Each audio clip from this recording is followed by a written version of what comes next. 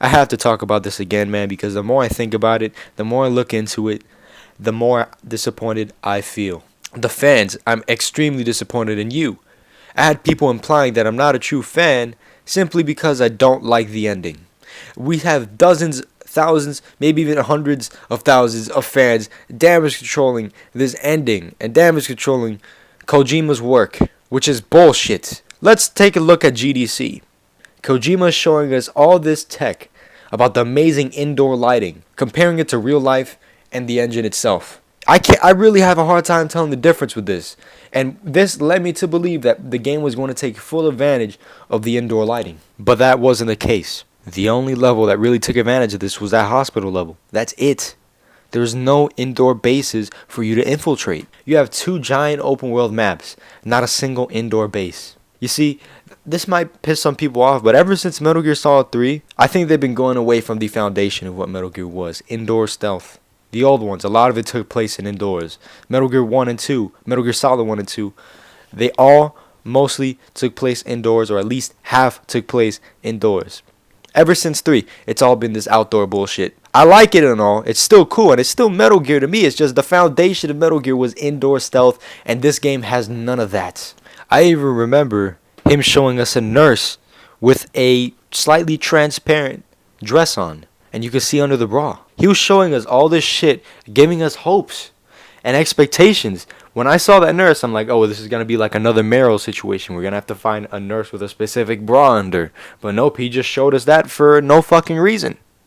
He's showing us this amazing indoor lighting engine that isn't used. What's the point of giving us these false expectations, Kojima?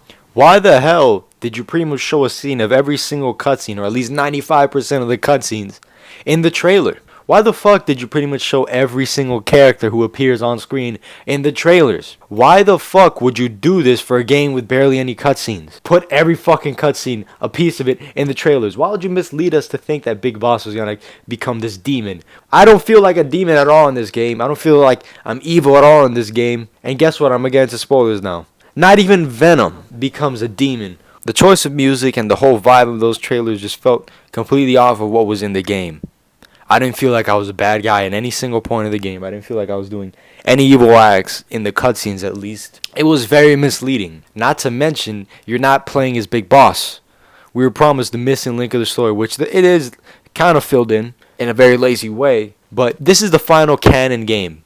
We expect to play as Big Boss. We expected to see his transition from the Big Boss from Peace Walker to the Big Boss of Metal Gear. Unfortunately, that was all behind the scenes.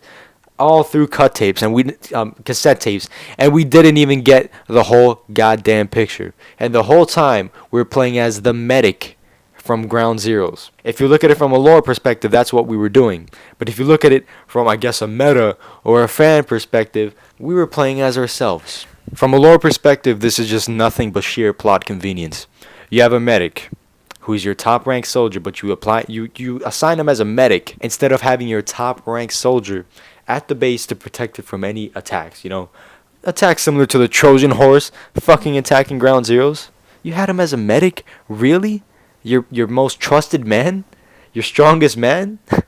That makes no sense. Also, the strongest man would happen to be the same height as Big Boss, have the same, frame as Big Boss, have the same voice as Big Boss, well, an unnaturally similar voice with a pitched down tone to it, and it's just completely ridiculous and insulting. If you look at it from a meta perspective, what he was trying to say to us was anyone could be Big Boss. We are Big Boss, and since you've played every single Metal Gear Solid game, you're just as qualified as Big Boss. Yes, if you play this game, you'll notice that the Big Boss of this game is probably the most agile, strong, intuitive, the best Big Boss you've ever played as. But it turns out that this Big Boss wasn't you. But the reason he's so, good in this game is because you've played every single Metal Gear Solid beforehand, so you know his skills. It's kind of cool. It's kind of a cool fourth wall thing if you really think about it. But again, think about what happens afterwards. It's kind of an insult. Right? Look, this is basically excluding every female fan. So if you're a female fan in Metal Gear, you can't be Big Boss. Oh no, females can't be Big Boss at all, man. No, hell no. And let me just talk about some of the stupidity with this whole thing. Like, let's say you're an African American or a Latino fan. You can't just Michael Jackson someone like that. You can't just make someone turn white in 30 fucking minutes or in like a day or two. You can't. That happens over time. I don't even think Michael Jackson had surgery. The motherfucker had like a goddamn skin disease or some shit. This shit is just stupid. This whole changing the skin color thing. And the voice. There's no Latino person or black person or Asian person or Arab person who sounds like Kiefer Sutherland. I have a pretty good accent for South Florida, but you could tell I'm Latino. You could tell at least I'm not white, right? So if you're a minority, it just makes really no sense. And the character model for the medic was pretty much a younger, clean-shaven Big Boss. I actually thought it was Solidus at one point. That would have been cooler in my opinion. But some people could say, oh, that's ridiculous. You know what else is ridiculous? Solidus was what, 36, 37? He was in his late 30s in Metal Gear Solid 2. Yet he looked like he was in his late 60s. And this whole message to fans, in my opinion, is stupid that we are Venom Snake. Because what happens after this game, which we don't really see, we don't really have a clear answer to, and we really just have to guess. But every single guess we can make is a negative one towards our character. A popular theory is that Venom Snake gets mad at Big Boss or something like that, and he goes out of control with this whole Outer Heaven thing, and Big Boss sends Solid and Gray Fox in to stop him, right? Which, is insulting to us because we become madmen. We become villains, per se. And we get killed by Solid Snake. So yes, we died in 1995, according to Kojima. Even though I was born the year later, I'm 19 right now, I've been dead for 20 years. I died a premature death. I was a miscarriage, basically. Thank you, Kojima. Thanks, man. Means a lot. Another theory is Cypher wanted Outer Heaven to be taken out. So, Big Boss sent two of his weakest soldiers, Gray Fox. Yeah, Gray Fox, weak soldier, rookie, and Solid Snake, the clone of Big Boss, a clone of Big Boss, the greatest soldier of all time. Yeah, he's gonna definitely fail this fucking mission. He's in his physical prime, mid-20s. He's about to fight some 50-year-old, a 45, however old Venom Snake is. Oh yeah, the fucking old version of Big Boss is definitely gonna beat the young, physically fit version, right? Yeah, it makes perfect sense, don't you think? Right, guys, right? No, I find that theory stupid. And this whole conversation at the end with Ocelot and Miller, where Ocelot says there's only going to be room for one Big Boss, I just find that kind of insulting, and it kind of devalues the whole we're all Big Boss thing, and you could be Big Boss 2 thing, because at the end of the day, there's only going to be one. So yeah, you get to be Big Boss for this time, for a certain amount of time, but you're not going to be Big Boss forever. Oh no, man, oh no, for sure not. Like, is this thing like a metaphor for the game? Like us getting fucked over, just like Venom got fucked over? Is that how it is? Because that's kind of how I feel. And if that's the message of this game, it's definitely not a good one, and it's kind of insulting. Either we become warmongering villains, or we are just used as pawns by Big Boss. You choose. I can't really pick because those are all fucked up outcomes, man. We were fucked over by Kojima, just like Venom Snake was fucked over by Big Boss. It's kind of poetic, but it's not a good kind of poetic, if you know what I'm saying.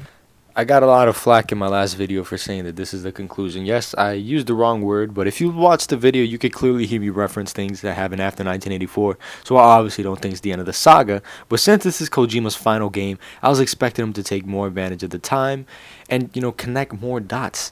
Was there even a reference to anything in Metal Gear Solid 2? Look, expecting a Raiden cameo was a little bit too much. Same thing with like a Drebin or anything, but this would have been perfect to see Sergei Gerlukovich again, maybe even Olga. We're fighting Russians, for crying out loud. That could have easily fit there, and it would have been cool to see him and Ocelot interact more. And was it Venom Snake who met Sniper Wolf and Foxhound and all those members? Was it Venom Snake who met Naomi Hunter? Was it Big Boss? The wiki says Big Boss, but those were clearly written before 5 came out.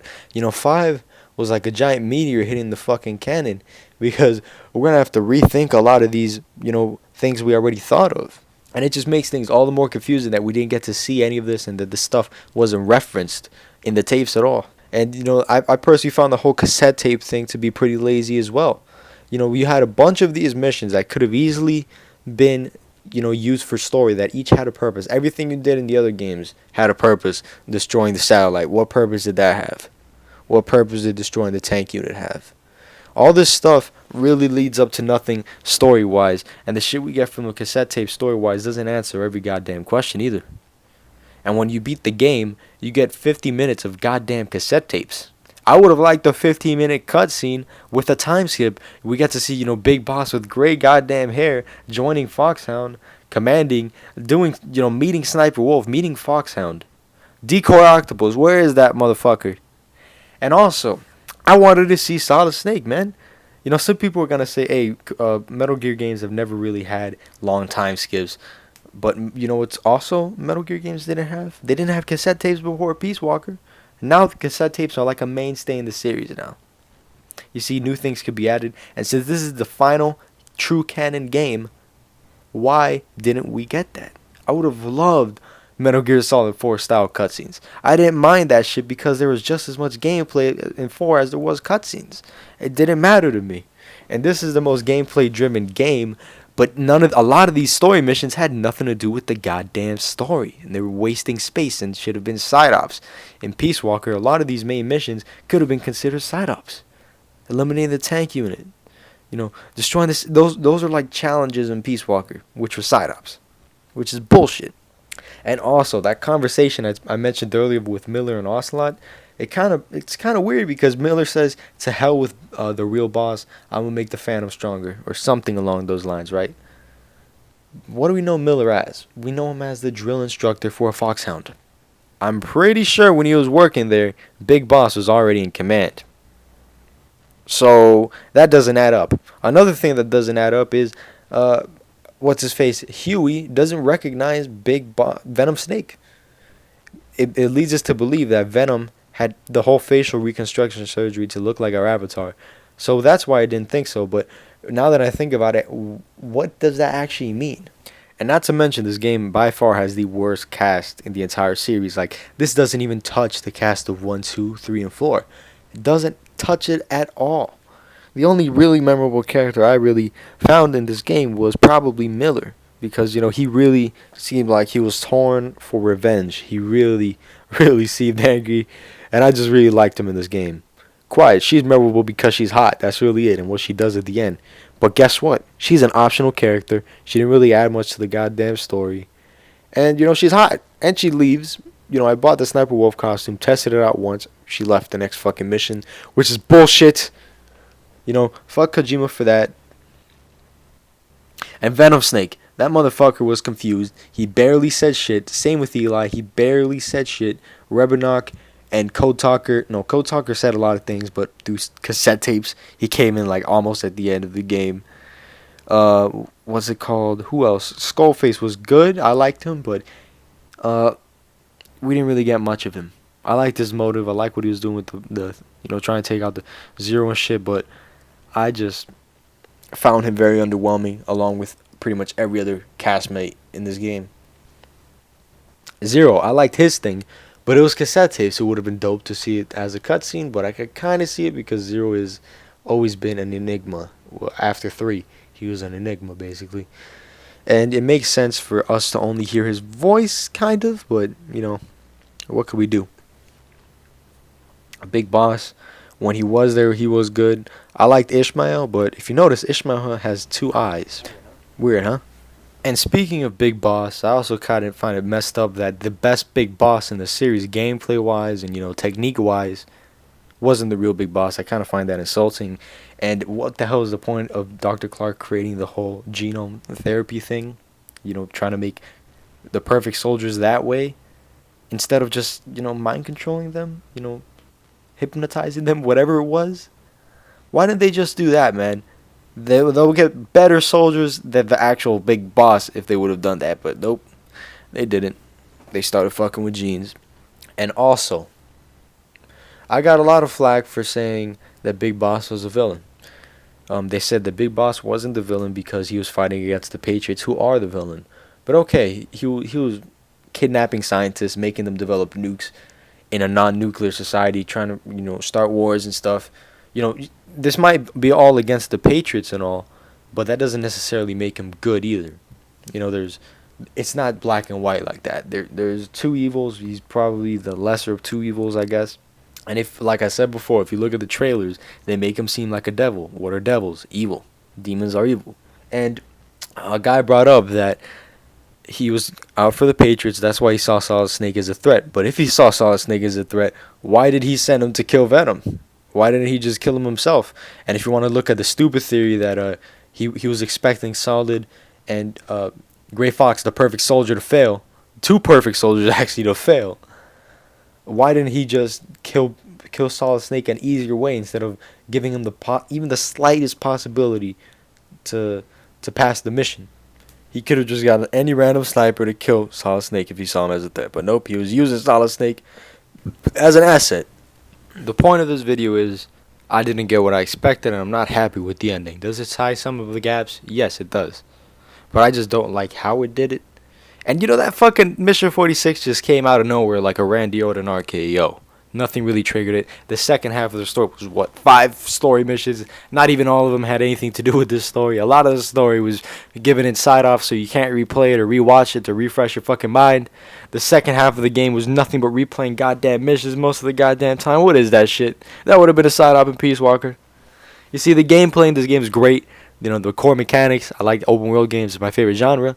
But I wanted more indoor bases to infiltrate. You got 2 open world maps, not a single indoor base for either one. That's retarded. I miss that about Metal Gear. And this whole development time, man. This game expects you to have no life. I thankfully am pretty young. I'm only in college. I'm only taking 3 courses and I'm working a part-time job. Don't get many hours. I have a lot of time to kill with this game. I have over 200 hours. Tell me I'm not a fan after hearing that, right? Tell me I'm not a fan with a straight face, right?